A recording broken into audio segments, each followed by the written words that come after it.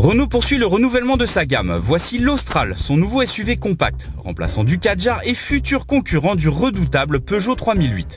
La firme aux losanges est repartie d'une feuille blanche pour concevoir un modèle à la fois familial et polyvalent. L'Austral aura une mission hautement importante au sein de la gamme. Premièrement, il assurera l'offre familiale en attendant le renfort du Scénic prévu l'an prochain, mais aussi il servira d'alternative à la Mégane 100% électrique grâce à ses motorisations hybrides. Pour mettre toutes les chances de son côté, Renault a commencé par changer le nom de son modèle. Mais ce n'est pas tout. Un SUV du segment C, effectivement, il doit être familial, habitable, fonctionnel, mais ultra attractif. Et donc ça, on arrive à composer avec tous ces paramètres. Mais finalement, au-dessus de ça, il y avait l'idée d'un bond en qualité extrême. La maîtrise des jeux, de l'affleurement des pièces, etc.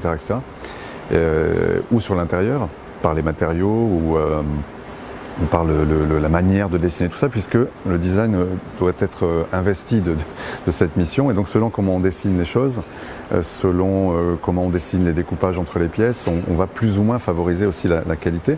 Long de 4,51 m, ce grand SUV repose sur une plateforme modulaire de l'Alliance qu'il partage avec le nouveau Qashqai et qui lui permettra d'être décliné ultérieurement en version longue de 7 places et même peut-être en coupé. Pour parvenir à se faire une place parmi la vingtaine de concurrents sur le marché, l'équipe de style a choisi d'offrir à l'Austral un design fort dans la lignée de la nouvelle Mégane. On retrouve plusieurs éléments de style comme la signature lumineuse en forme de C, le nouveau logo posé au centre d'une calandre élargie, un capot bosselé et des lignes saillantes sur les passages de roues. À l'arrière, les feux sont reliés par un bandeau. Les versions haut de gamme auront droit à un toit Biton, des jantes de 20 pouces et un éclairage Matrix à LED. En parlant de version haut de gamme, justement, on note l'arrivée d'une toute nouvelle finition appelée Esprit Alpine. Alors c'est curieux pour un SUV, je vous l'accorde, mais celle-ci se distingue par un coloris spécifique, quelques badges Alpine à l'extérieur, notamment sur les jantes, des impadices aérodynamiques et surtout un aménagement intérieur très haut de gamme avec des équipements très poussés. Car à bord aussi, l'Austral fait sa Renaulution. Le SUV présente un univers numérique calqué sur celui de la nouvelle Mégane. On retrouve ainsi le Performance System Open Air, orienté vers le conducteur qui associe une instrumentation grand format à un écran tactile pouvant aller jusqu'à 12 pouces en forme de L. Les deux affichent une résolution HD et sont complétés par un affichage tête haute. Le système d'infodivertissement a été développé avec Google et dispose de nombreuses applications. On signale au passage l'arrivée d'une toute nouvelle sono signée Harman Kardon.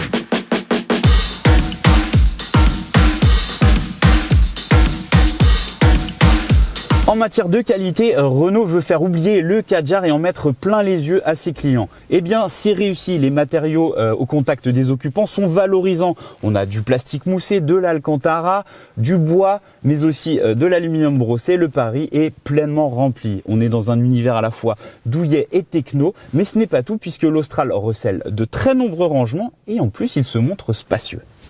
L'espace libéré sur la console centrale a permis d'y intégrer un repose-main coulissant doté d'un astucieux support pour smartphone et d'un système de recharge par induction. Il abrite également un vaste espace de rangement fermé auquel s'ajoute un vide-poche, des porte-gobelets et tout un tas de points de recharge à l'avant comme à l'arrière.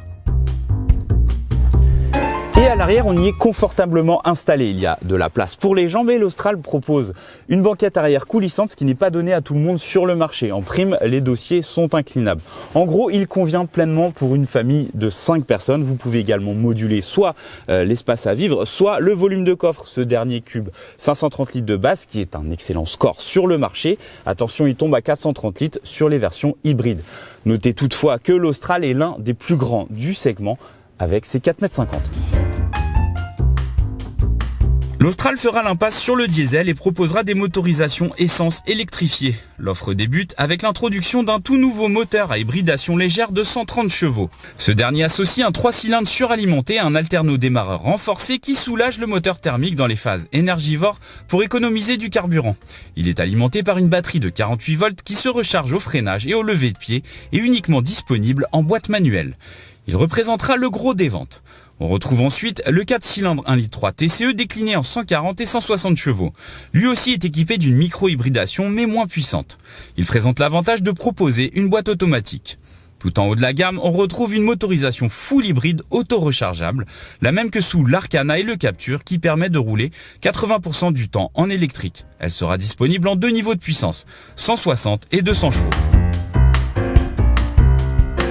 L'Austral sera pour le moment uniquement disponible en 2 roues motrices. Son châssis a fait l'objet de toutes les attentions pour se hisser parmi les meilleurs élèves du marché. Poids contenu, rigidité accrue, anti-roulis renforcé et pour les versions les plus huppées, un système de roues arrière directrice pour améliorer l'agilité.